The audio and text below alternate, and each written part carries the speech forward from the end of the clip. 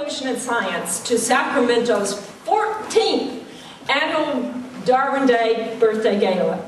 I am extending this welcome today on behalf of all of us on the volunteer organizing committee, whose names, if you have your program, you will see us all listed there on the back of it. We are a gathering of Sacramento science enthusiasts commemorating Darwin Day as a toast to the common good of humanity. It is the 202nd anniversary of someone who was and remains a scientific giant. The vast proportion of scientists think that Darwin's theory of evolution through natural selection is the most powerful scientific theory ever developed. Folks like us who are not alone, we're not alone in wanting to celebrate this week. Darwin Day events in the U.S. began popping up about in the decade of the 90s, and ours was one of the early ones. Now Darwin celebrations are taking place in colleges and communities around the nation and in other parts of the world. Each Darwin event takes a different route. There are lectures, sermons, museum exhibits, parties, film showings. All these events honor in some way Charles Darwin's accomplishments and his contribution to human understanding. He has become a symbol of scientific advancement that can and should be promoting a common bond among all the Earth's peoples, not divisions. On that score, I think it is important to emphasize here that common bond over division between religion and secularism that continues to impede educational progress. As you may know, our local event was spurred and continues to be directed mainly by folks in Sacramento's free thought community, and so it has long carried that type of secularist flavor. But it is important to recognize, and we do, just how great is the diversity of folks who appreciate how important Darwin's theory has been to human understanding of the natural world. It is not just secular people who are celebrating Darwin Day anymore. For that reason, we have wanted our Darwin Day event to evolve into, get that? into a community-wide science event. It's making progress. We would like you to help it move in that direction. So tell your friends and neighbors that this is an event that they might come to next year. We now call our celebration an educational gala program. The program is to educate about developments within evolutionary theory that continue to be made today. We've had those speakers. Or about the social context of modern scientific enterprise and education. And that's more the event this year. We invite speakers who will help us to achieve those goals. We welcome science enthusiasts of every stripe, and particularly educators, because at this event we also promote and defend sound science education in curricula and public school programs. This last point is really what spurs my own efforts here. The New York Times recently reported that only 28% of public school biology teachers explain evolution in a straightforward way, presenting evidence for evolutionary change as recommended by the National Research Council, while 13% explicitly advocate creationism. Furthermore, with climate change quickly gaining speed and anti-environmental regulation lawmakers denying its impact, a true grasp of science is the strongest defense we have against global warming. As we face an unsettling future on this planet, we need to recognize the social and political context within which we must now work harder than ever to preserve sound science as a hope for humanity. We need to change the context, and we need allies in our desire to succeed in the preservation of science. And they are out there. I checked the International Darwin Day Foundation website. There is one. Google it. It lists our Carmichael community event as one among 500 programs that are happening along this week. I learned that more than half of the listed events on the site are taking place during church services and synagogues and temples on something called Evolution Weekend. Checking that website, there are 642 congregations in 13 countries. 58 of them are in California. It's a meager number. And 4 here in Sacramento, 1 in Loomis and 1 in Davis. The Evolution Weekend project grew out of the Clergy Letter Project, starting 6 years ago by a biology professor who wanted to elevate American dialogue about evolution.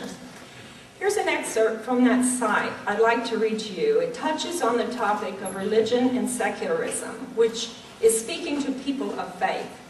Quote, "The information and understanding gained through legitimate scientific inquiry can be of significant help in better understanding this wonderful planet that we live on, its beauties and wonders, as well as the many environmental threats to the health of both natural and human communities.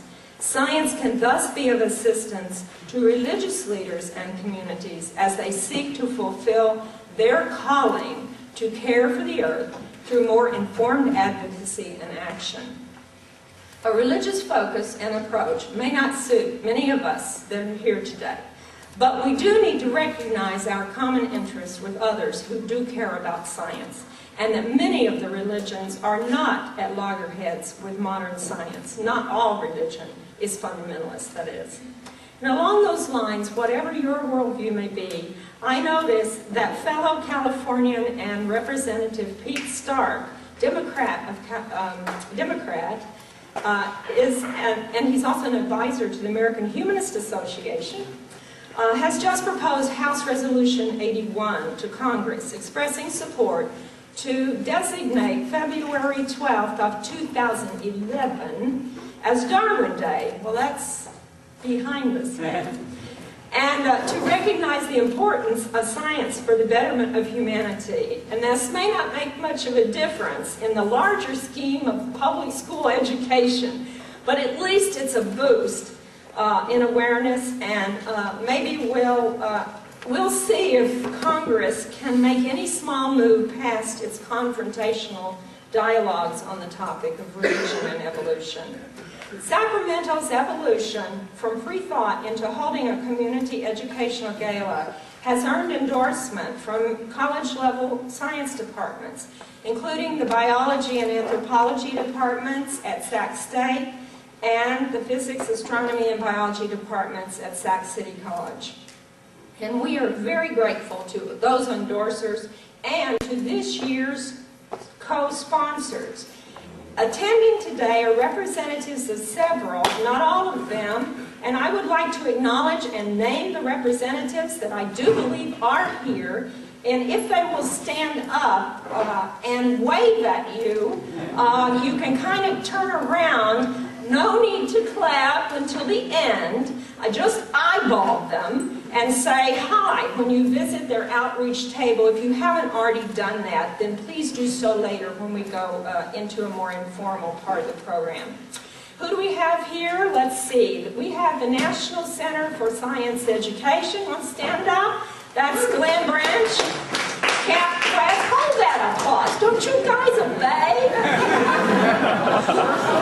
Too many free thinkers here. The Humanist Association of the Greater Sacramento Area, Bill Potts. He's walking around. The Atheists and Other Free Thinkers, Ken Nahigian. The Sacramento Area Skeptics, Shane Trimmer.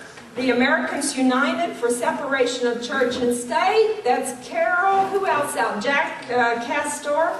And the local American Civil Liberties Union chapter, they're back there in the back. Who did I forget? Shout out. Sac Fan. Sac Fan, okay. And Camp Quest. Hello, Camp Quest. David Diskin right here. He's not going to let us forget that. Some came in a little late maybe and I forgot them. Wait, one more, Mango. One more? The Avatar Education Table? The Brides. The Brides! They are really late at paying their bill. You can find their educational material, all of it, visit, and on the displays on the table, and if you haven't looked around, make sure you visit and chat with those folks and learn about their mission and activities. And don't forget that our program is going to evolve into a social event later on. Besides turning your brains on to science with a serious presentation, we want you to have some fun. That's why we're here. Serious presentation followed by fun as a reward. So later on we're going to turn this into a birthday party in which, rather than giving us the gift, we're celebrating that the honoree gave us a gift of understanding life, and we acknowledge that Darwin's proposition, and we reaffirm it and in its modern renditions as a momentous idea. And we're going to do that by eating birthday cake. We're going to eat all his birthday cake up. So have a bit of camaraderie. Be sure to check out these cartoons. If you haven't had enough laughter, there's a whole bunch along the wall there. And buy some of this stuff over here to take home. And that'll help us bring another speaker here next year. Now I'd like to introduce our lighthearted MC, our Master of Ceremonies, back again for another year. It's Liam McDade, and he's going to carry us through the rest of the afternoon. He's the astronomy coordinator at Sac City College. Hey Liam, it's all yours. Thanks everybody.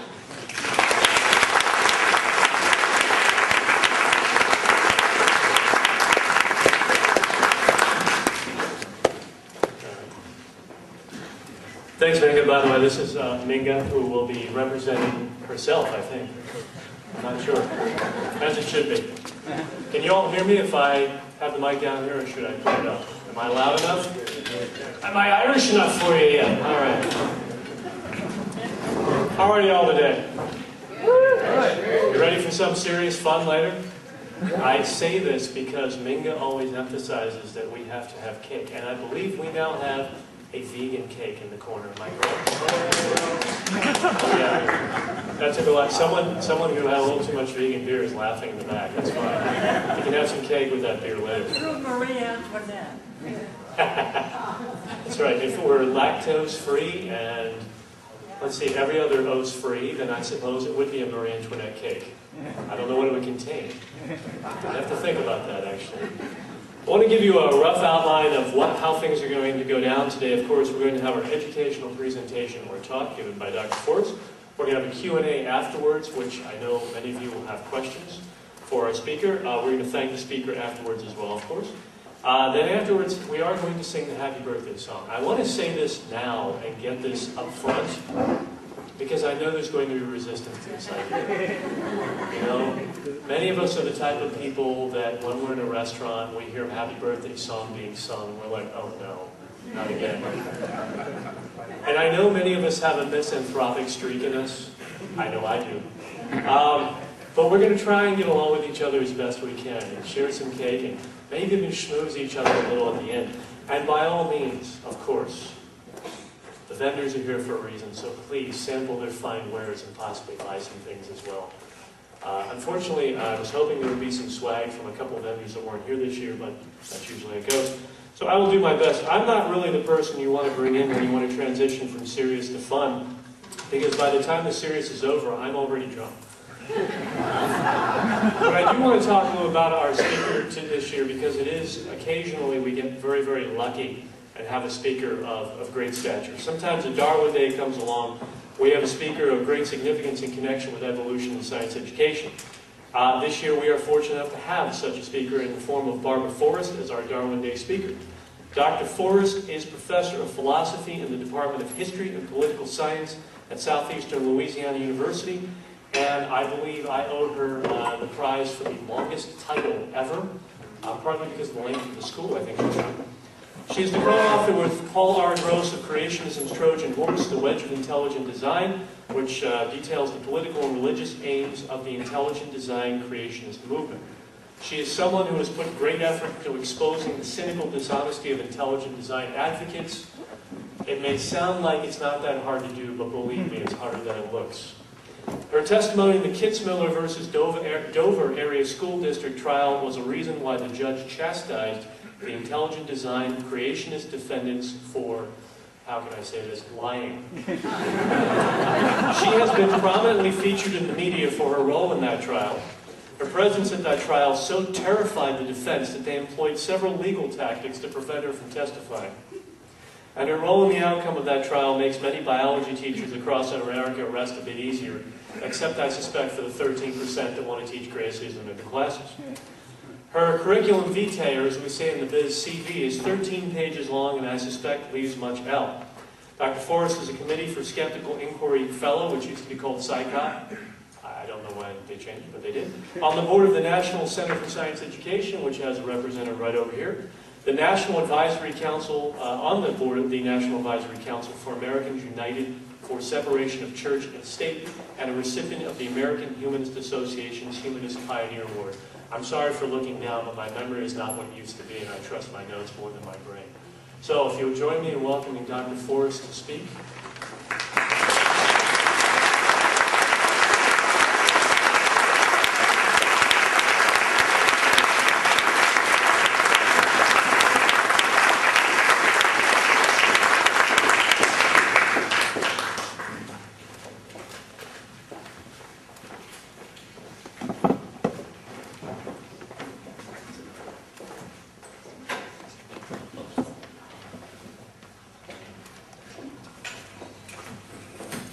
So much. Let me make sure that we're set up here. But in the meantime, while we're waiting, I want to thank y'all for having me. I noticed that Liam said y'all. Did you hear him say y'all?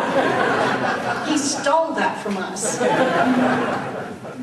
Okay, so look at, I want to thank the Darwin Day Organizing Committee and all of the organizations that jointly are hosting this event. It's a pleasure for me to be here. This is the first time I've been to Sacramento. Well, I always like to have a few pictures of the areas where I visit, so I picked some very pretty pictures from your area to start off. But I'm going to let you watch a little television first. Oh, thank you. One of our brighter reporters.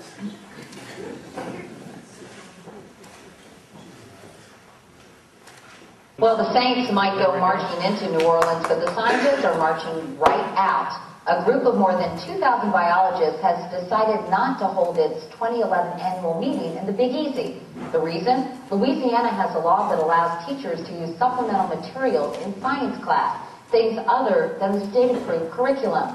Republican up-and-comer Bobby Jindal signed it last summer after it passed the state legislature with overwhelming support. The scientific community says the law is nothing more than a free pass for the teaching of creationism, and that religion has no place in a biology class. The Times-Picayune reports that Governor Jindal has not responded to the letter from the scientists. Either way, they've already moved on to Utah, where they say the laws protect science. Salt Lake City, more progressive than New Orleans? Now there's a clear argument that evolution exists. That's a big for my notebook. I'm not sure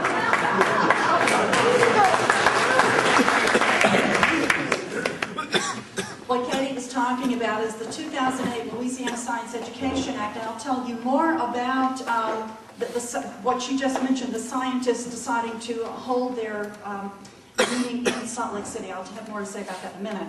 But I'm here to talk about the Louisiana Science Education Act, and you know, I can't see California ever having anything like this, to tell you the truth. But there might be a little bit of something you can learn from it, and so consistent with Minga's request, I'm here to tell you what you can learn from the Louisiana Science Education Act. And so I call this Back to the Future, and you'll see why in a second, but this is, of course, our governor, right there, Bobby Jindal, with the senator, Louisiana senator, who sponsored the bill.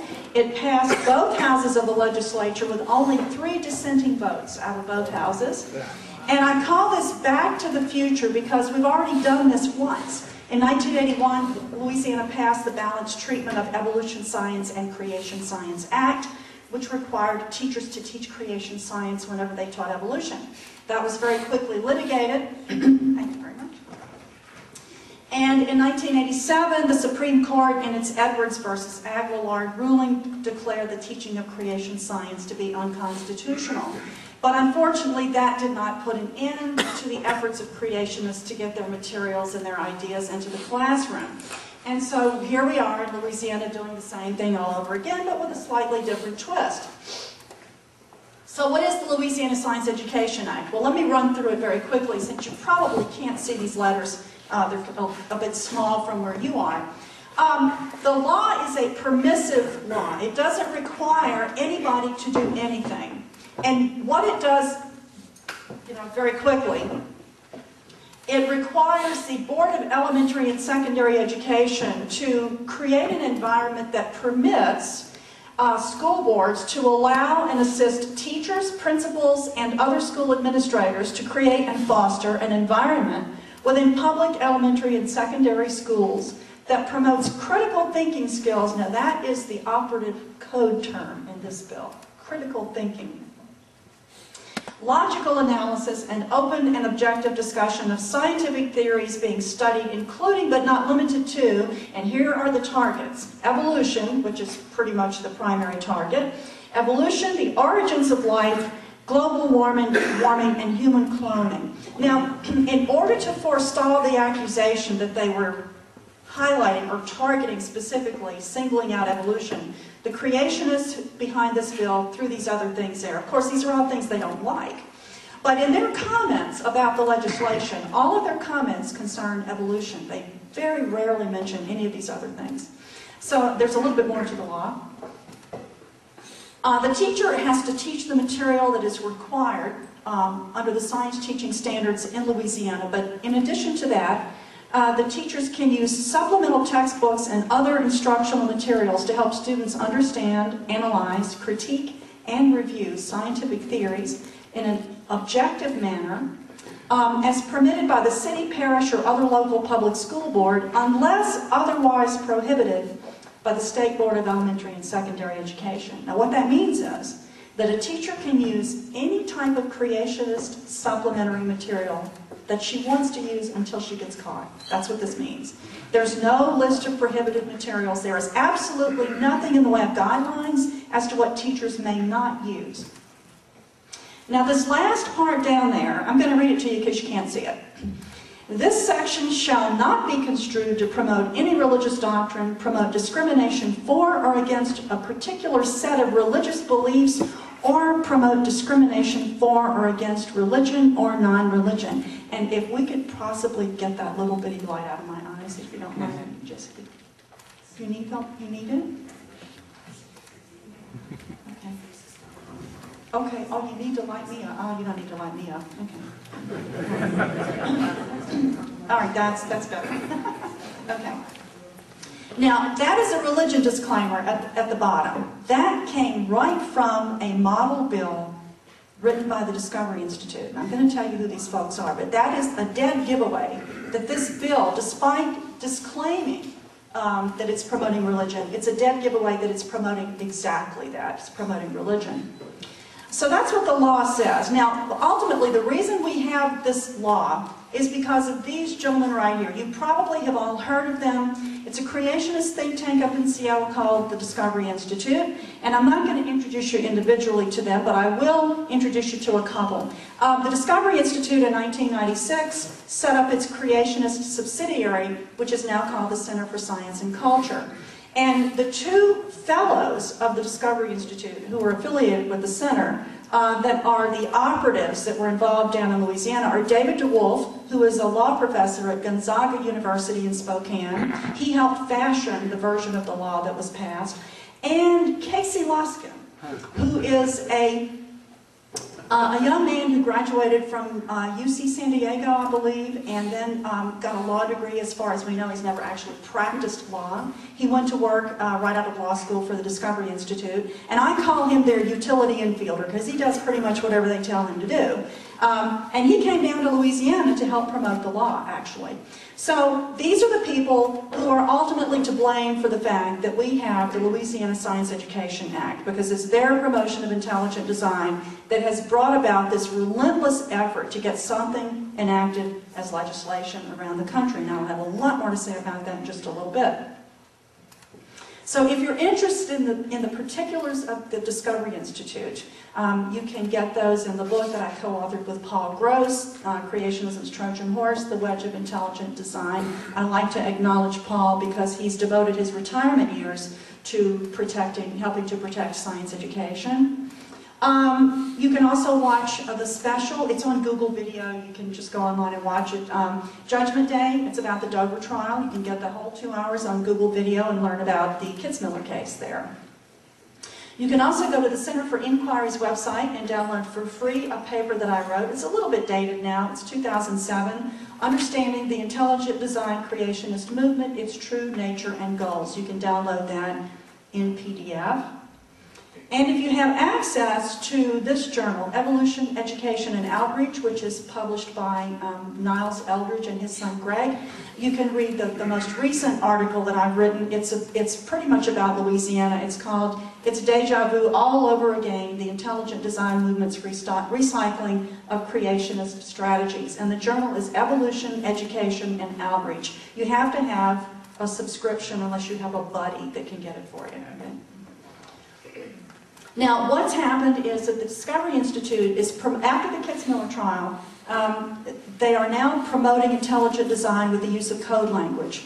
At the National Center for Science Education, where I'm on the board of directors, we knew that they were integrally involved in helping with the Dover trial. We knew that after the verdict, in which the Discovery Institute suffered a really stunning defeat, because they knew it was really all about them, that they would start using sanitized terminology to try to avoid using the term intelligent design, and that's exactly what they've done. Now, these are old, retreaded creationist code terms. The only one that's really sort of new is this one, Teach the Controversy, which they stole from the postmodernists, actually. But it's to promote the idea that there's a controversy about evolution that students ought to be taught. Arguments for and against evolution or for and against neo-Darwinism, that's an old creationist code term that they're now using. The one they had used in Texas is strengths and weaknesses of evolution. That's all they want to do, just teach the strengths and weaknesses of evolution. And in Louisiana, the two that they've used most often are critical analysis of evolution and academic freedom. And I have to add a new one, as of recently, analyze and evaluate, whatever it is. Analyze and evaluate the fossil record or the Cambrian explosion, whatever it is. But this is becoming a very prominent code term. Analyze and evaluate. So they're now operating with these strategically chosen code terms to try to avoid direct challenges in court to the policies and the legislation. Now here, I don't know, you may have seen this, you probably know who that guy is right there, that guy. My comments are not really about him, but if you've seen the movie Expelled, that's Ben Stein, who stars in that piece of dribble. But this is I'm probably the first person or one of the first people that the associate producer tried to hornswoggle into being in that film, and I was just a little bit too snoopy, and so he decided not to call me back. Anyway, in 2007, the Discovery Institute put up a website with its academic freedom petition. And in addition to that, this was their new front, academic freedom, which again is an old rehash from the creationism of the early 1980s. But they also put up their model academic freedom statute on evolution. See, even the model bill is phrased in a very misleading way. And there is, you can look at it, it's still there, there is that religion disclaimer that is showing up, it's in the Louisiana law, and it is showing up, it is in no matter how many other bills have been introduced, that disclaimer is in every single one. So that is one aspect of what the Discovery Institute has done that shows up in all the variations of the legislation that's been introduced around the country. And so if you want to see my analysis of the Louisiana legislation, you can go to the website that I keep. It's lasciencecoalition.org, the Louisiana Coalition for Science, analysis of SB 733, that's Senate Bill 733, and you can download my analysis of the legislation that shows that it is a creationist bill. It's a stealth creationist bill. Now, how did we get it? Well, we got it because partnering, the Discovery Institute never comes in directly to a situation like this. They work through people on the ground. They work through local people, and that's what they did this time, so they were consistent. The Louisiana Family Forum is an arm of, is the Louisiana affiliate of Focus on the Family. You probably have all heard of Focus on the Family. And they are headquartered a few blocks from the Capitol, down in Baton Rouge. And there is Reverend Gene Mills, who's executive director. You're going to meet him again. There is Darrell White, former retired Baton Rouge City Court judge, and they are the two most prominent faces of this organization.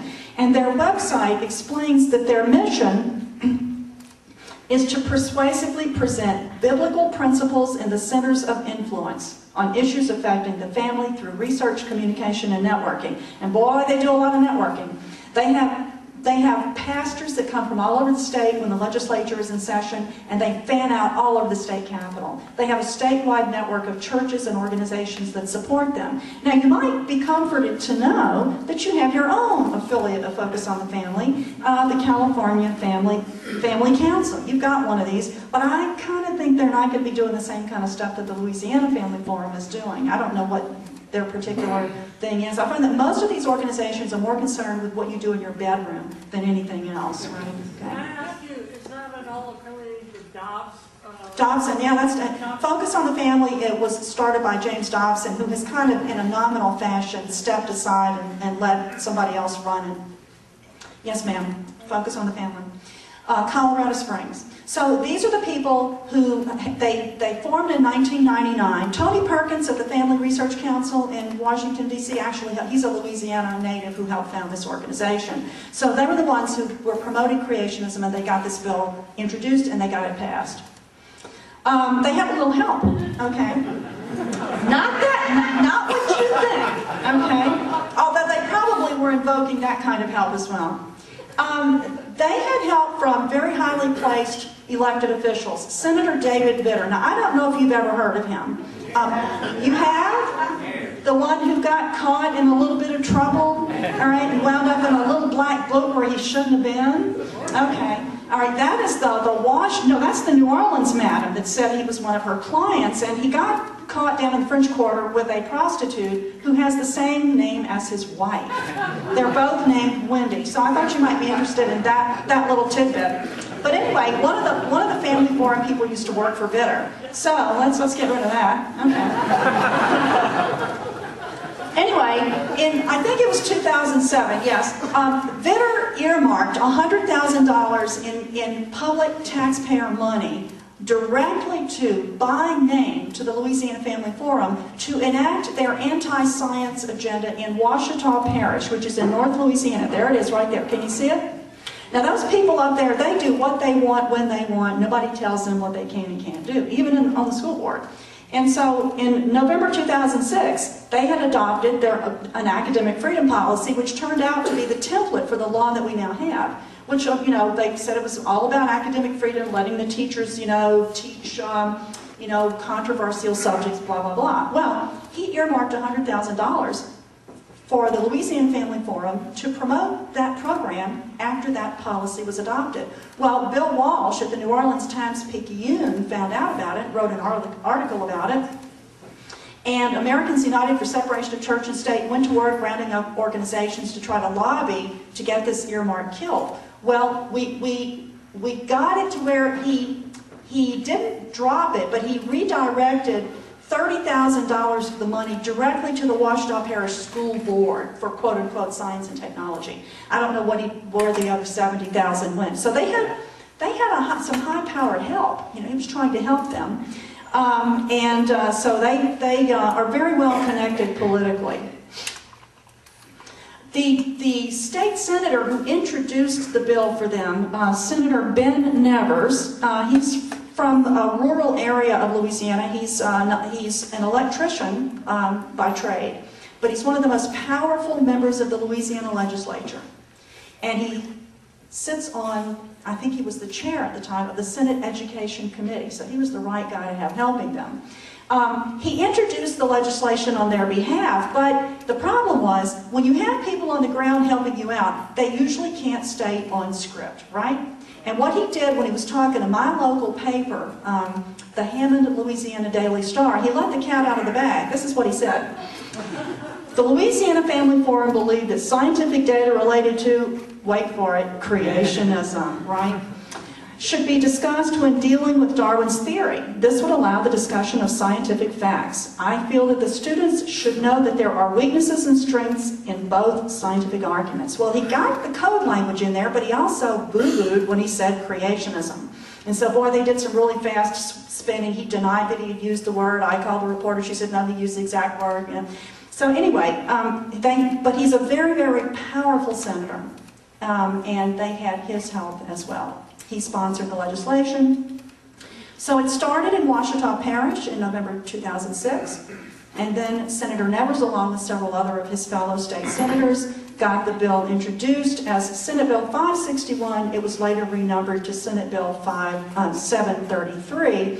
It started off as the Louisiana Academic Freedom Act, and then it ended up as the Louisiana Science Education Act. And then, of course, working in the wings with him were Gene Mills and Darrell White of the Louisiana Family Forum.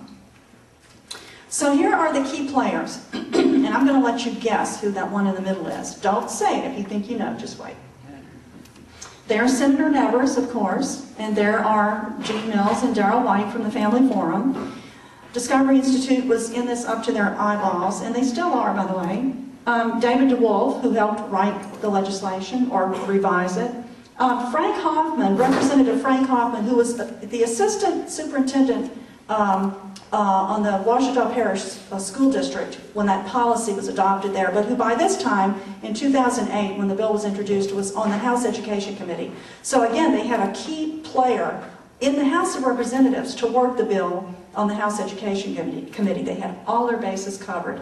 They also have a point man on the State Board of Elementary and Secondary Education. That's our state board, named Dale Bayard. He takes his marching orders from the Louisiana Family Forum. So they had all their ducks lined up before the bill was ever introduced. Now, who do you think, though, was the key player in this plan? Oh, you got it. There you go. My governor who wants to be your president, okay? Don't forget that. He is one of the closest allies of the Louisiana Family Forum. They could have introduced this bill years earlier because they've been promoting creationism for years, but they couldn't. They had to wait until they had a governor that they knew absolutely would sign it. And when Bobby Jindal was elected in 2007, it was time for them to move, and so they did just a few months later. So he was the key player. Now, there you go. You probably saw him in that capacity following President Obama's first major speech on TV. Okay, yeah, there he's doing his Kenneth the Page imitation. Now, how close is the governor to the Louisiana Family Forum? Very close. In fact, in Louisiana, he has consciously made his personal religion part of his political persona. He has done this unabashedly. In fact, he uses state taxpayer funds to take the state helicopter up to North Louisiana to go to church in Baptist churches on Sundays. He's Catholic, but his strongest base is in North Louisiana. And his strongest ally in the religious community is the Louisiana Family Forum. But the media in Louisiana were very reluctant to write about this because this being his personal religious background. But one journalist, Adam Nossiter, who writes for the New York Times, but at the time he was in New Orleans, in their New Orleans office, he'd been sent down there to cover Katrina, he put two and two together. He was the only journalist who had connected the dots between the Louisiana Family Forum and Bobby Jindal. And this article came out in the New York Times on June 2nd, 2008.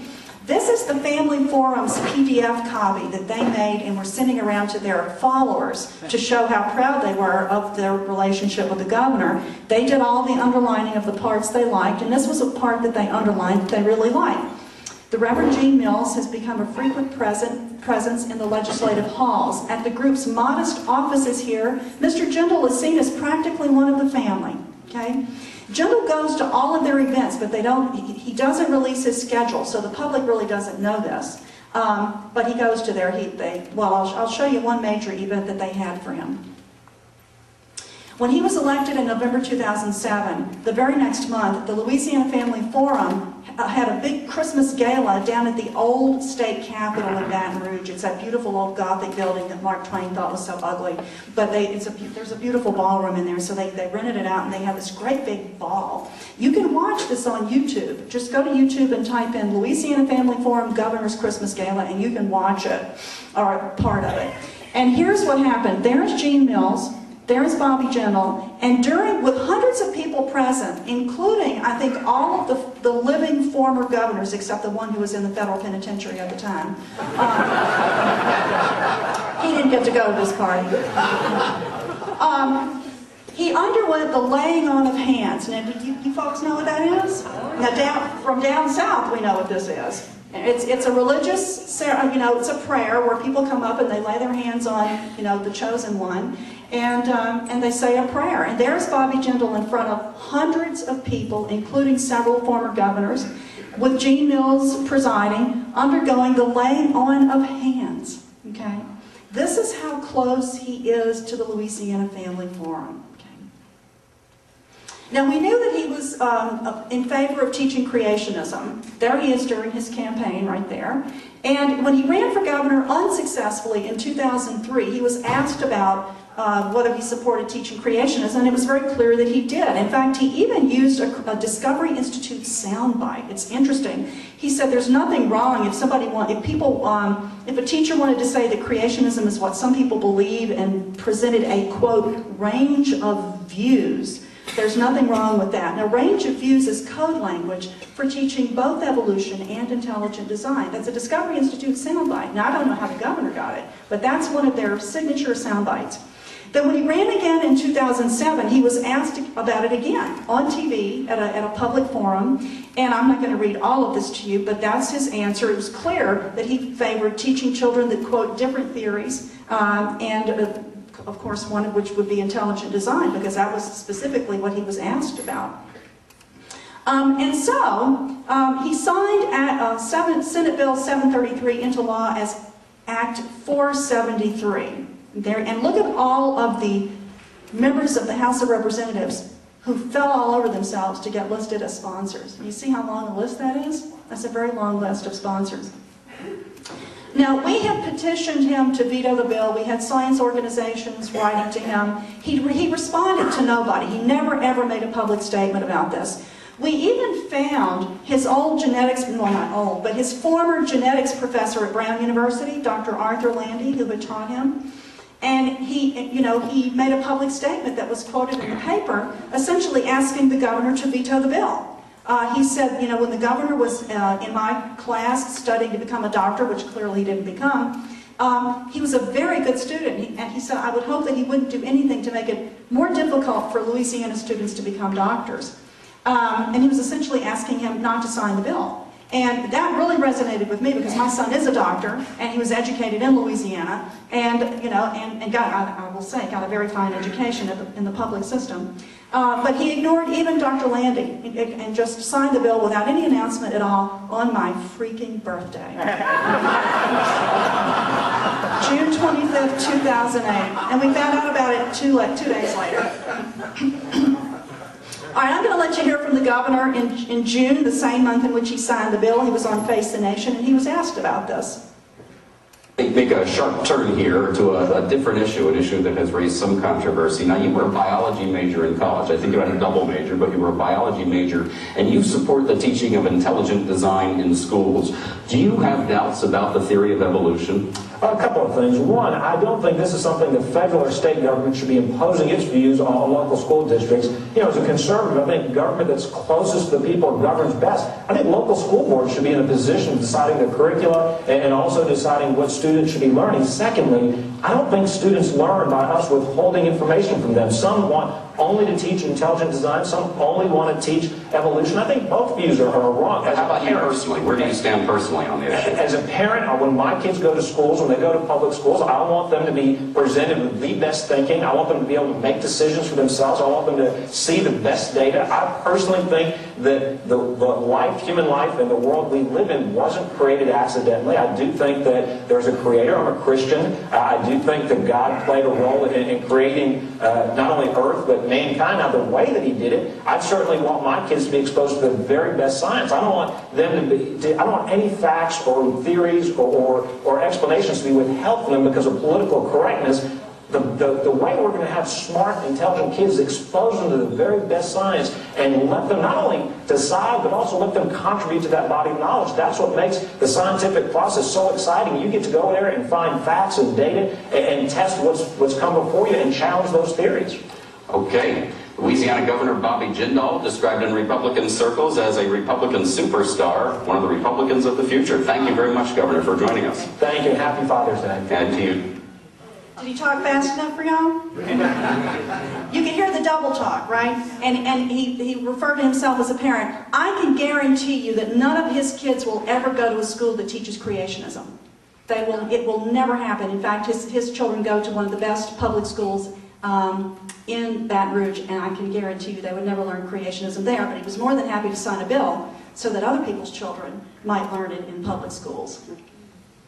So anyway, the Discovery Institute was watching every single thing that happened down in Louisiana. They were watching it. They sent Casey Luskin down there to accompany Caroline Crocker, one of the creationists from the movie Expelled, who came down there to testify for the bill. In fact, when I walked into the state capitol at 8 o'clock in the morning on May 21st, 2008, the first person I laid eyes on was Casey Luskin. And there he was escorting Dr. Caroline Crocker, who testified for the bill. So they were literally they were very heavily invested in Louisiana. They were watching everything. They were writing about Ouachita Parish in 2006. They were watching that develop. They were watching these bills as they were moving through various state legislatures in 2008, one of which was Florida. It was introduced in 2008, I think, in 6 different states, and Louisiana was and is still the only state that has passed this legislation. They were criticizing the Louisiana media and the way they covered the developments in Louisiana. They were criticizing James Gill of the Times-Picayune in New Orleans. And when Jindal signed the bill, they declared victory within minutes. This was in the morning papers on June 27, 2008, and their announcement went up about 7:15 a.m. Pacific time, which would have been about 9:15 in Louisiana. So they knew about it immediately. They probably knew about it before it hit the paper. So they got what they wanted. They declared victory. Louisiana was targeted. It was deliberately targeted because the factors that the Discovery Institute needed and that the Louisiana Family Forum needed all converged in 2008. And the Discovery Institute had been shopping around for just the right state, and they found it in Louisiana. And to show you how closely they're watching us, in 2009, the following year, a friend of mine, Dr. I'm trying to think of her name, Holly Wilson, yeah, I was going to say Abby. Dr. Holly Wilson at University of Louisiana at Monroe, who is a Catholic philosopher, had written a column in the Monroe News-Star saying that intelligent design is not at all good Catholic theology. And one of the comments posted online to that article came from Bruce Chapman at the Discovery Institute. So they were watching even a small-town newspaper like the News-Star. And the next thing we knew, David DeWolf had written this long rebuttal to Dr. Wilson's column, not Catholic and not theology. This is intelligent design and this is science. Fortunately, I got to rebut his rebuttal, so I got the last word. But what this does is to show how closely they were watching developments in Louisiana. Now, Monroe is in Ouachita Parish, and that's why they were particularly watching that newspaper. So now, in Louisiana, a teacher could conceivably use materials like this, which is the textbook that supplanted Of Pandas and People. You know the book that was the central piece of evidence in the Dover trial? Okay. Well, that book was explicitly about intelligent design. It had been explicitly about creationism. But once that book was discredited in court, they had to have a new book to take its place, aimed at the high school audience. And so the Discovery Institute came out with Explore Evolution, which again is written in sanitized terminology. But it's very easy to show that it's a creationist book. The authors are identifiable creationists. One of them is a young earth creationist, Paul Nelson. There are a few of those at the Discovery Institute. The concept of irreducible complexity is in the book, and that's an identifiably creationist concept. And of course, the subtitle, The Arguments For and Against Neo-Darwinism, is some of their code language. And they have all the standard attempts in the book to undermine evolution. So it's clear to show, it's easy to show that this is a creationist book. And John West, who is the Associate Director of the Center for Science and Culture at the Discovery Institute, actually pointed to this book and named it to a Louisiana newspaper as something that they hoped that would be used under the Louisiana law. Now, Darrell White at the Family Forum had a website for a number of years called Origins of Science. No, it was judgewhite.com, that's what it was. And he had a web page up there that was a creationist page, Origins Science. And on that page, he was promoting another website called textaddons.com. That is the website of a gentleman, Charles Voss, Dr. Charles Voss, who's a retired professor of electrical and computer engineering from LSU. And he's a young earth creationist who came into my children's school district in 1994 to try to get a creationist curriculum guide adopted, and I managed to keep it out with the help of organizations like the ACLU and the National Center for Science Education. But in 2002, when the Family Forum tried to stop the approval of new biology books and failed, he wrote creationist addendums to be used with all of the state-approved biology books. And he put them on this website, textaddons.com. And so you can go there, they're still there. He has about 9 of them. A creationist addendum to be used with every state-approved biology book. Now this is what the Louisiana Family Forum is promoting on its website. This is their current website. And they are promoting, they link to his textbook addendums and also to DVD modules, teaching modules as they call it, written by the Discovery Institute. There's a DVD called Investigating Evolution.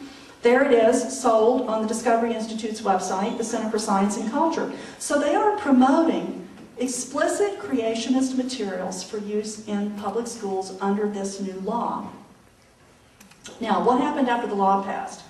The next step was for the Board of Elementary and Secondary Education to write a policy that would implement the law. That policy would be placed in Bulletin 741, which is the Louisiana Handbook for School Administrators.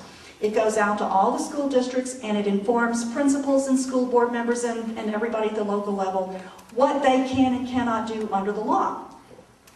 And so the board, I'm going to say BESSE for short, Board of Elementary and Secondary Education, that's what we call it, BESSE. BESSE, they charge the staff of the Department of Education, they are administrative staff, to write a draft policy that would implement the law, that would explain to the school board members and the teachers and the principals what they were required to do or not required to do under the law. And the Department of Education staff did a very, very fine job.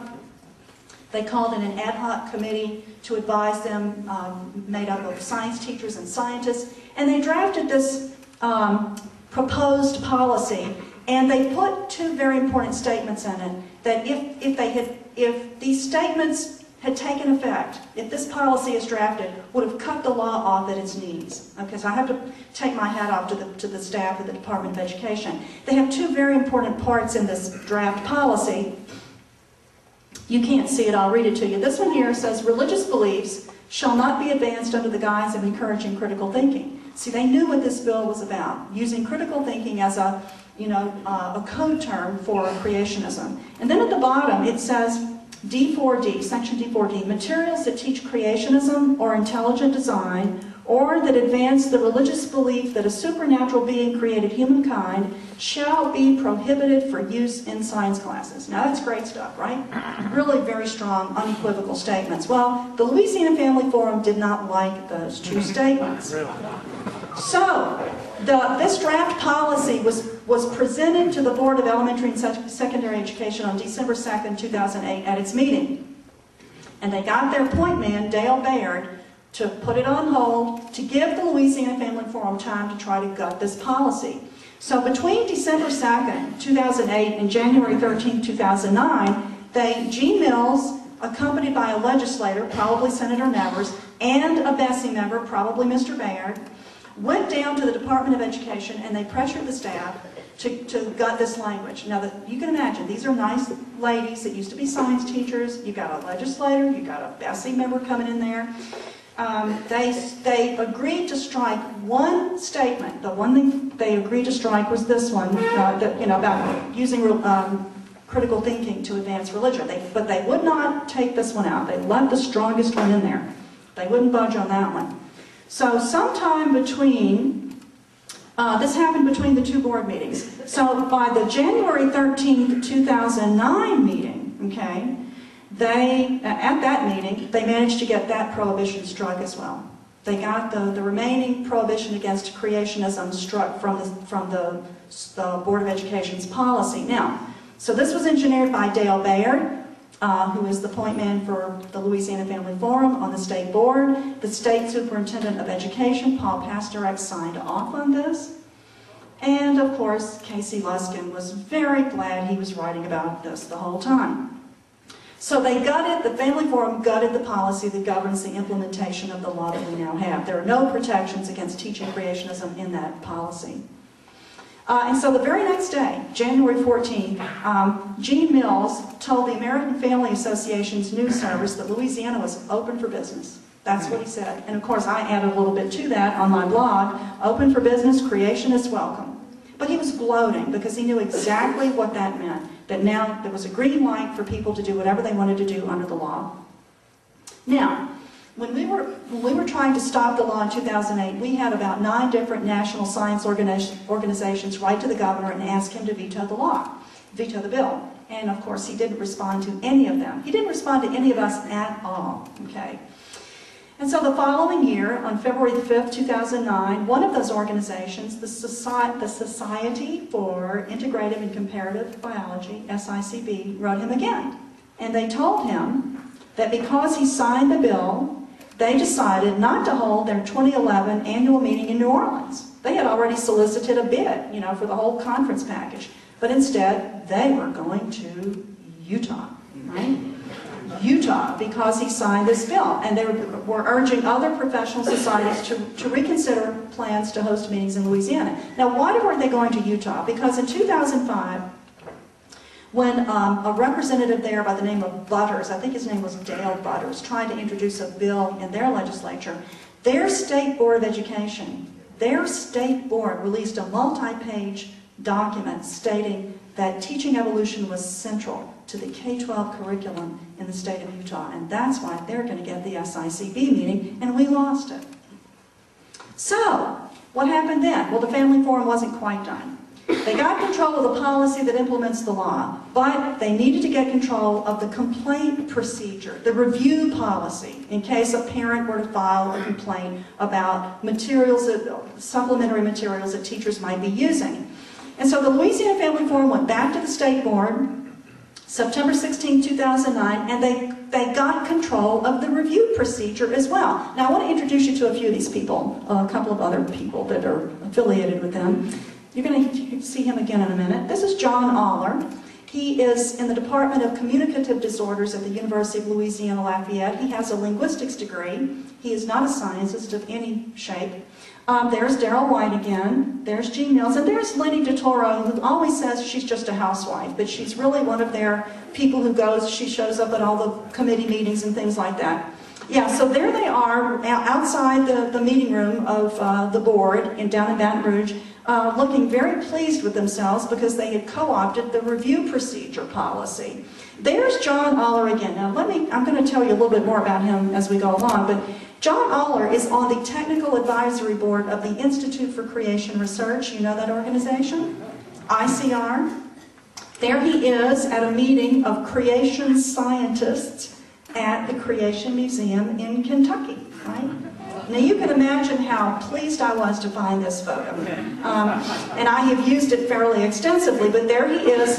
He's affiliated with Answers in Genesis. He's written articles for their for ICR for about 30 years, and he's written a couple of articles for Answers in Genesis.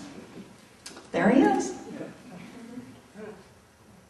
Now, so what did they do to the review procedure? Well, again, the Department of Education wrote up a proposal, a very good proposal, that got diluted. If Mama and Daddy, for example, find out that Johnny or Janie's teacher is using something like Explore Evolution, what they have to do is to file a complaint with the Department of Education. Well, that's all well and good. But what happened is that the procedure now is stacked against the complainers, right? Now, Mom and Dad get to appoint somebody to represent them. There's no stipulation on who that might be. It might be somebody very good, or it might be somebody who doesn't know very much about, the issue at all. There are no guidelines on that. But the principal in the school where the materials are being used gets to appoint a representative in the review committee. So does the publisher of whatever creationist materials are being used. And these people can invite their representatives, additional people, into the review procedure. Somebody like David DeWolf, who helped write the Louisiana Science Education Act, or somebody like Gene Mills, right, who runs the Family Forum, or somebody like Charles Voss, who wrote the textbook addendums, or somebody like John Aller, who is on the Technical Advisory Board at the Institute for Creation Research and goes to meetings at the Creation Museum. So what happens is, now all of these people are, of course, outnumber the parents, and the role of the Department of Education has been severely undermined. And so this is the way they managed to co-opt the review policy. So that's the status at the present time. Now, let me tell you a little bit about Aller. And this is really a message for scientists, because when scientists don't stand up and speak out to protect what they do, on my blog, lasciencecoalition.org, and I outed him as a creationist a few days before the board meeting in December, where we had to go protect the process of approving state biology books, because he was involved in an effort to try to get those books blocked. And so I've written about him twice at lasciencecoalition.org if you're interested. But anyway, he's a self-styled autism expert, but he's still promoting the idea that vaccines cause autism. Now, that's his University of Louisiana logo that he's put on his blog. He is a champion of Andrew Wakefield. Do you know who that is?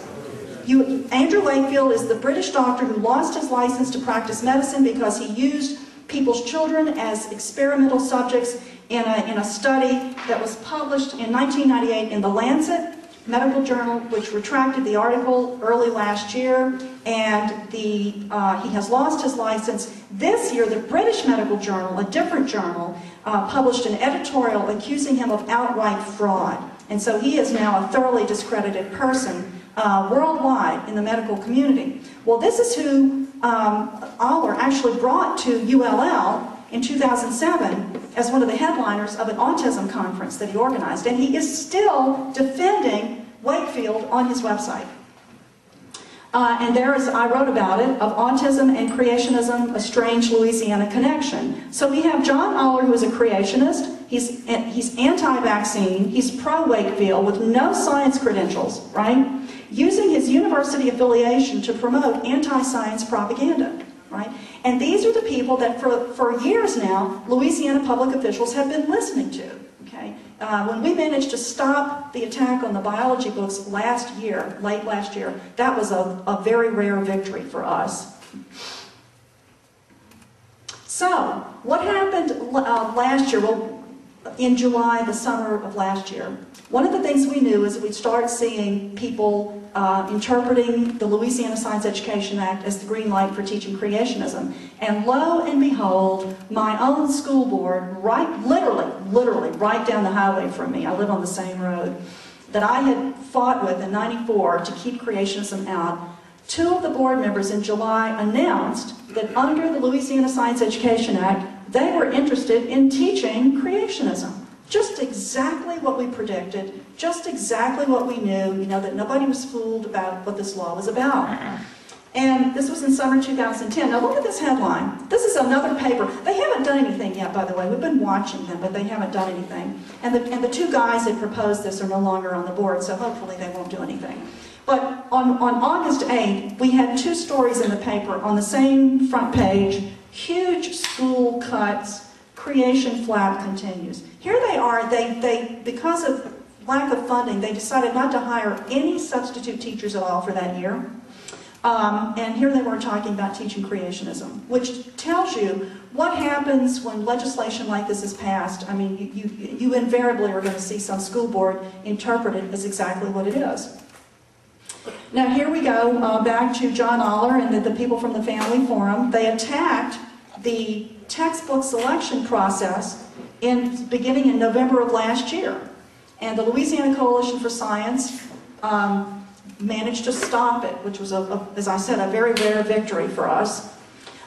They targeted the books that were up for approval by the state, one of which is a very well-known biology textbook by my friend Ken Miller and his co-author Joe Levine. And so fortunately they failed. This is a meeting of it was a textbook advisory council that met after the books had been approved by the textbook adoption committee that had specifically been convened by the Department of Education to look at all these books over many months, and they had already approved all of the books. They sent it to when Bessie tabled the issue rather than approving the books, then it went to a textbook advisory council. And I'm showing you this because I just want to, just crow a little bit more about the fact that we did win this round, but also to show you a young man sitting there in an orange jacket. His name is Zachary Coughlin. There's Zach. He's a high school senior at Baton Rouge Magnet High School, a public school, who has taken it as his senior year project to try to get the Louisiana Science Education Act repealed. Okay. And he is working very hard. He emailed me last summer, asked him if I would work with him on this. I didn't know who he was, and I checked it out. You know what you always do. You Google him, right? Okay. And he was legitimate, and I've been very pleased to be working with him on this, and he's getting ready to send out a press release and try to kick into high gear. He went and testified before the advisory council for the textbooks and helped us get those books approved. That's Zachary Coughlin there. Now I'm going to show you a little bit of the news coverage after the, this is my last video clip, after the board meeting. We got down to Baton Rouge on December 7th, and the board we testified on this issue for 3 hours, 11:30 to 1:30. All right, they said it wasn't a debate about creationism versus evolution, but at times, that's exactly what it was. Today, the State Board of Education heard hours of testimony on whether they should or should not approve a new science textbook. WAFB's Tiana Williams was there for today's tense meeting. It's the age-old debate of science versus religion. Is there any data, irrefutable evidence, that man originated from primates? Mr. Mayor, I don't think that the established science is really what is at issue today. Even after his question, Committee Chairman Dale Bayard reminded the audience at issue today whether they should accept new science textbooks that some argue are inaccurate. The books, like the current ones, only teach evolution. Our students deserve up-to-date textbooks, and no amount of supplementation can bring the old books up to the level of the new books. Students in the district haven't seen new science books in at least 7 years. Some are concerned that means kids are missing out on new information and aren't being allowed to explore alternatives to science. The Louisiana Family Forum, whom I represent here today, advocates teaching religious instruction in the science classroom alongside evolution. Those opposed to the new books say they're not going far enough to teach kids alternatives to evolution. I'm against adoption of these textbooks. I've read them all. There are many deficiencies in them, and I am a teacher, administrator, and a parent. Those in favor of the new textbooks say evolution is being presented fairly, and religion shouldn't be brought into the classroom. But the Bible is not a science book. Its purpose is to transform lives, not convey scientific information. But when it came time to vote, All in favor, say aye. Aye. All opposed, nay. Record me as a no voter. The new books. Passed. Tiana Williams, WAFB, 9 News. Now, the full Board of Elementary and Secondary Education will vote Thursday to accept the new books. However, they say school districts will have the choice of whether they want to implement the new books. So we won that round, and we had some wonderful people testifying, some of whom you heard. We had 2 clergy who did a wonderful job for us. So that's where we are now. So what's next in Louisiana? Well, what's next is Zachary is kicking off his repeal effort. He has a website, repealcreationism.com. You know, there he is again. You can go and look at his website. We're not sure what's going to happen. This probably has a snowball's chance in hell, but we're going to try anyway.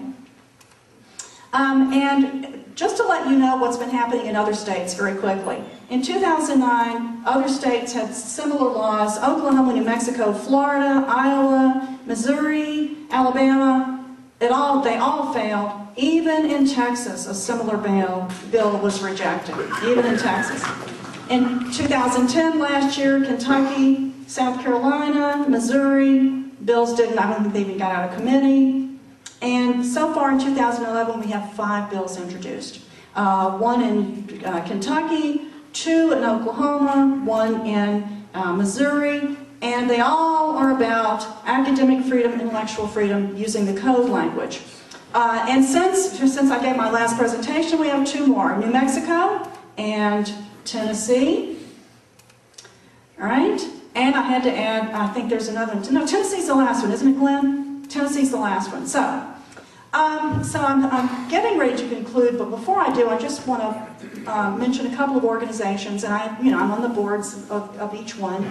The National Center for Science Education. There are many wonderful organizations that you can support, and they are arrayed here at your table. There are many of them. But since I'm on the board of these 2 organizations, I wanted to put in a plug. The National Center for Science Education, that's run by Dr. Eugenie Scott, is a clearinghouse for assistance with people who need help with creationism.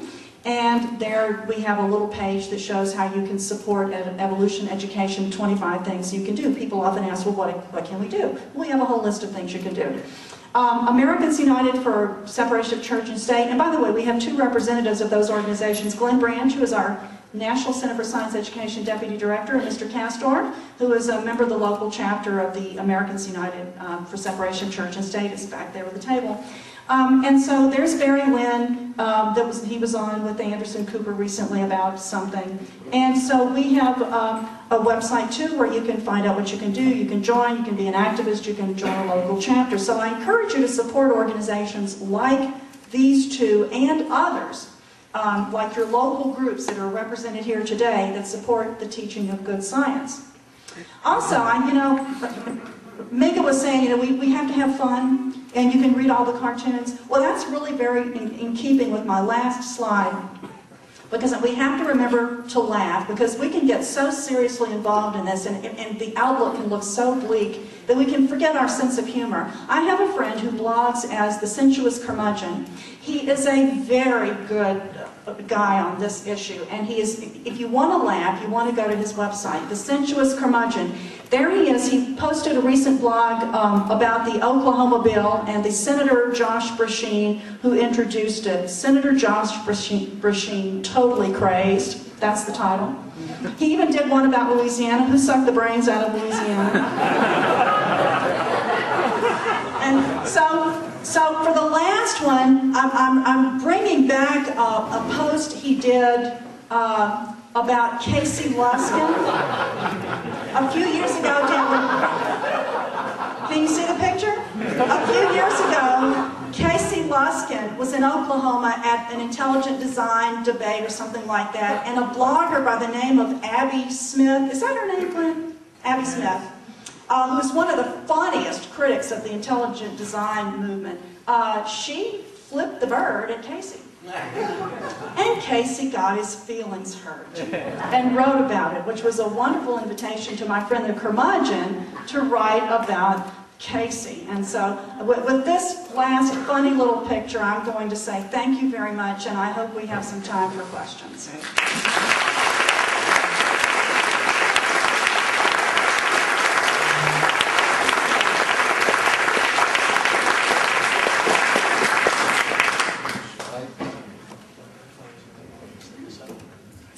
think we have a microphone we're going to bring up here for people to ask questions. Oh, careful, I think you're attached. I got 2 cords here. So if we could get started with that now. I don't know if there's any plan or order for the AV folks since we have 14 of them here. No? Just come on up and ask questions and I guess form a queue over here. Or a line if you're not British. Liam, could you talk into the question and answer microphone so I can check your level? Sure.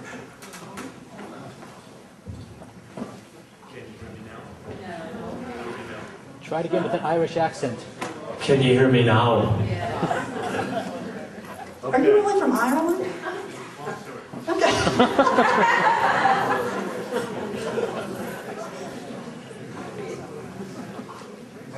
We can do questions until Minka tells us to stop. Flip the lights on. We need to start first. Come on up, folks. I have to stay kind of to the back between these 2 mics. I was trying to follow what is going on politically at this point. From what I gathered, the law is in place. The textbooks, specifically creationist textbooks, haven't been officially adopted. No, they have not been. But there's still a possibility that any given teacher might use one? Yep. And do we know whether there are any given teachers using them at this point? We haven't had any reports since the law was passed in 2008, but prior to that, after the Ouachita Parish policy was adopted, a biology teacher there had himself videotaped teaching creationist or intelligent design talking points in his class. And the Louisiana Family Forum was distributing those videos. I actually happen to have one. And so we know that he was doing it, and they were doing it deliberately to push the envelope, but he's not there anymore. He's in a different school, and he's an administrator. And since the law was passed, we haven't had any reports about teachers using any of these materials. Which, I mean, that could be good or bad. I mean, it could be happening, but we're just not hearing about it. If you did hear about it, what would then be the plan? Would there be litigation? Or? Oh, if we hear about it, we get a firm report that teachers are doing this, you can be sure that there will be litigation, yes. If we can get a plaintiff. 2 things. One, California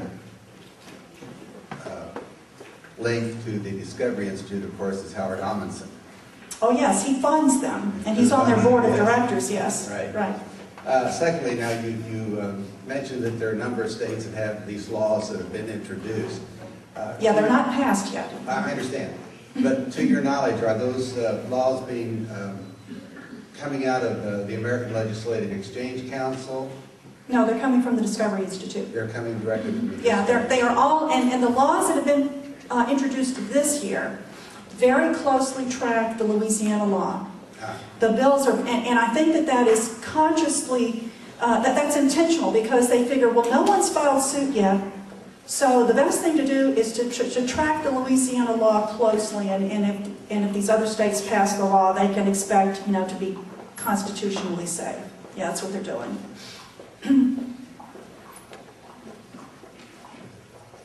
Hi, I teach a lot of CSUs here in California in biology. I teach a majors evolution and a non-majors evolution class.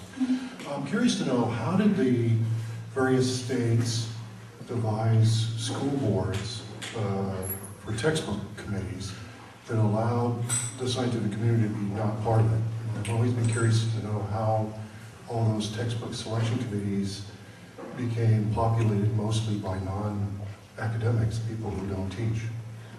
Well, in most states, that's not really the case. They are, at least the ones that I'm familiar with. Here's the way it works in Louisiana, and I've been involved in with other activists in other states who have been, for example, been trying to. You're talking about the textbook selection committees, right? I'm sorry, I was thinking state science standards. This is the way it works in Louisiana. The State Department of Education, the staff in the science education section, they choose people to sit on these committees, and they choose very qualified people. They choose scientists and science teachers. Now, under the law, they're supposed to have parents on there too, One of the problems is that it's hard to get parents to participate. But they do, at least in Louisiana, they put highly qualified people on the textbook adoption committee. And they do choose scientists. Now, very often, I guess the scientists don't know that this is going on, right? And they're not aware of the process. Is that what your question was about? No, I was citing mostly the Texas cases where a lot of... Oh gosh, Texas is a whole other country. Yeah. You know, in Texas you had a board split down the middle with a one-vote majority on the moderate side, but you had enough radicals that they got people involved in these processes that really try to sabotage the whole process. I think the only thing that I can recommend as an antidote is for scientists to be proactive, to get to know your elected officials, to get to know your Board of Education elected officials, and to offer your services to participate in these committees, textbook review committees, science standard revision committees. Very often, you know, the process is done and people don't know what's going on. So I think that the best thing to do is to be proactive and to offer your services and to monitor these processes. I'm not sure I've addressed your concern exactly. Hi, I was wondering if you would care to speculate on future tactics and strategies that you think the intelligent design movement may utilize in the future, and also if you perceive some kind of slowing in the passing of such legislative initiatives in the future to a point that a direct threat of such legislation being passed would no longer exist. Okay. First question was about what we foresee them doing in terms of tactics. Well, you know, they've about run out of tricks. We know all their tricks. They just keep recycling them. The fact that they've been pushed against the wall so that they have to use code language is an indication of how successful we've been in the courts, right? They cannot word proposals or legislation explicitly in terms of intelligent design after the Dover case, after the verdict. So they had to go back and pull out of storage these old creationist code terms that they're now using. But that also makes it trickier when you start talking about litigation, okay? But creationists never really come up with anything new. They just recycle, okay? But their strategy is to try to disguise themselves after every court defeat. And so what they'll do after this academic freedom legislation program, I really can't predict. Well, in a sense I can, because if they don't succeed at the state level, they'll just drop down and try to get it adopted at the local level. I mean, they're going to go for whatever they can get. Okay. Now, what was your second question? Oh, my second question was if you, like you said, they were running out of tricks. If you ever think that we'll actually reach a point where such legislation will be so unlikely to be passed that we can rest a little easier. Okay, some things have to happen first, and this is a big if. It will happen if enough people elect enough school board members and members of the legislature who don't buy into this crap, okay? All right, that has to happen. I mean, people have, there are politicians, there are enough politicians who will exploit this, and there are enough Americans who still buy into creationism to make this very unlikely to go away in the foreseeable future. So this is a political problem, okay, and the best way to address it is politically. Re-educating the American public and through the media, improving the way science teachers are trained at the undergraduate level, that's all important, that all needs to be done. But it's a political problem, and in the short term, the best way to attack it is by electing public officials and holding their feet to the fire. And for that, the people who support good science have to get politically involved. They have to get just as politically aggressive and politically well organized as the religious right, okay, who have really gone heads and tails far above us on that score. That may have answered my question, because it's such a political issue. It's out of the fight of academics, although that's where the battles happen. From the university standpoint, are there pressures that can be brought from universities in terms of what they will and won't accept by their students, or the students that they will and won't accept who have gone through a creationist classroom, so to speak? And part of that is, if universities could do that, do you end up throwing the baby out with the bathwater? I mean, you get rid of students that otherwise would be great students? You know, I think that universities and scientific organizations should be much more aggressive than they've been. In Louisiana, the problem we had is that we could not really get much help from academic scientists. And we had a few really wonderful ones that came down and helped us in Baton Rouge, but by and large, the Louisiana science community sat this out. They sat it out. And we got no help from them, with the exception of a handful of people in 2008. And they need to be more vocal, they need to be more visible, and they need to exert some pressure on public officials, and they're usually too scared to do that. Another thing that should happen is that the science organizations need to be much more protective of their disciplines by telling states, if you attack what we do, don't expect us to bring our dollars into your states. So, yes, university academics should be more vocal, they should be more active, and some of them are. There are some states where they have wonderful people who help. But by and large, most members of the scientific community are not actively involved. And that's one of the things that those of us who work in this area are constantly asking to become more involved. Did I answer your question? Yeah. It was about university academics, right? Yeah. You don't get tenure for fighting creationists, and that's a big part of the problem. Yeah.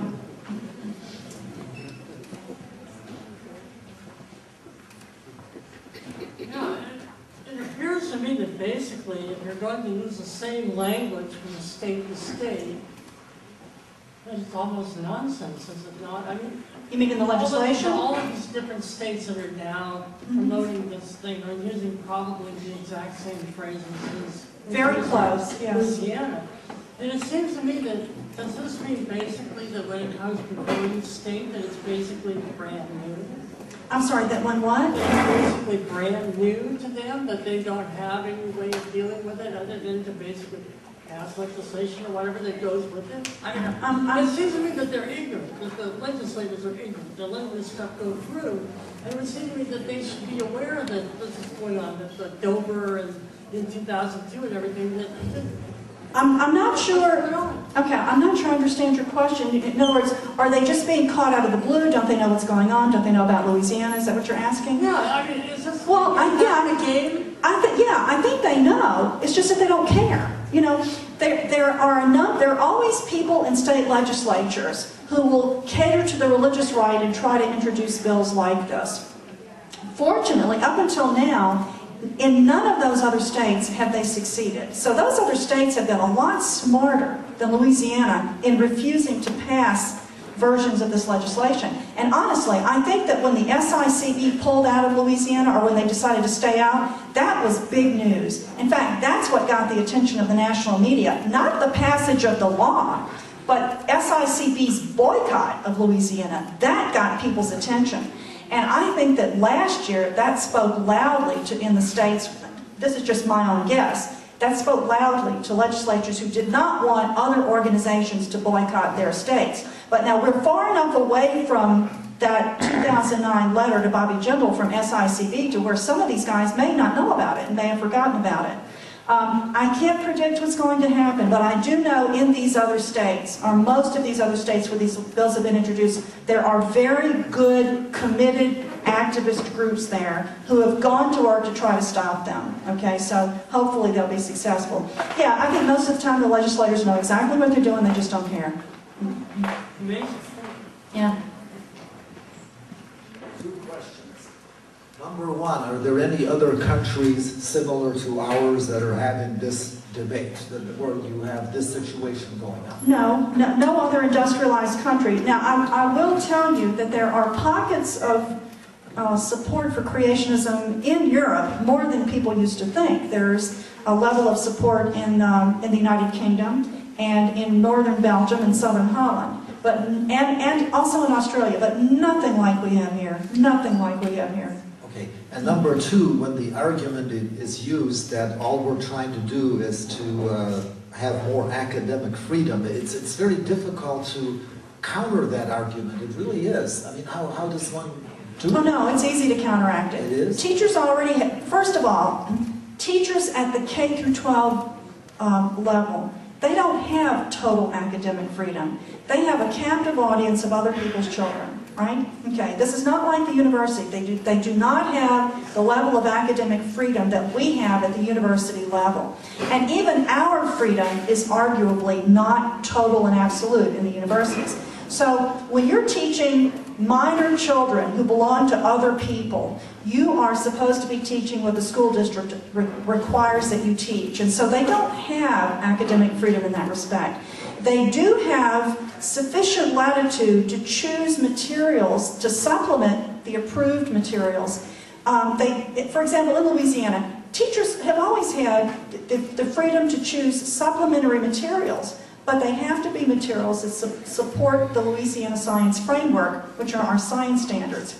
And so that's one thing. The other thing is that academic freedom, I can show you, I've written about this, the creationists have been using it for decades. In fact, they used it in 1981 in Louisiana, and the Supreme Court ruling, the written opinion in the Edwards versus Aguilar case, specifically rejects academic freedom as a justification for teaching creationism. So we have two very good rejoinders for that. I think it's quite easy to use. Okay, thank you. Yes, sir, thank you.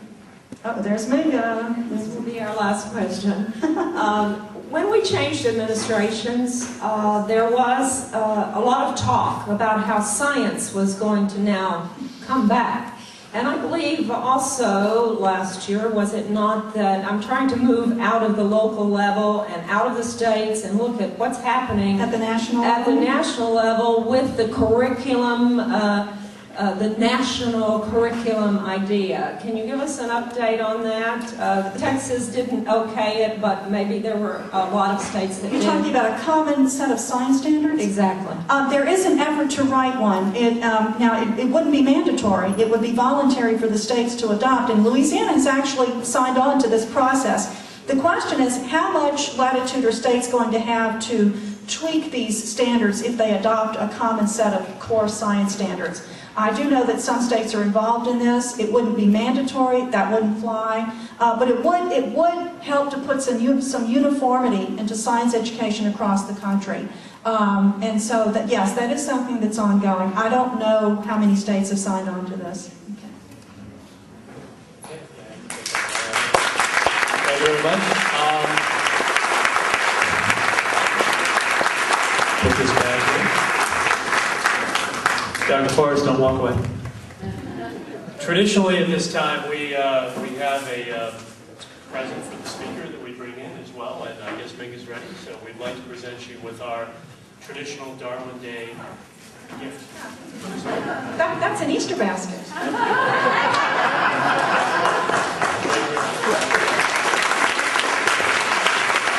All right.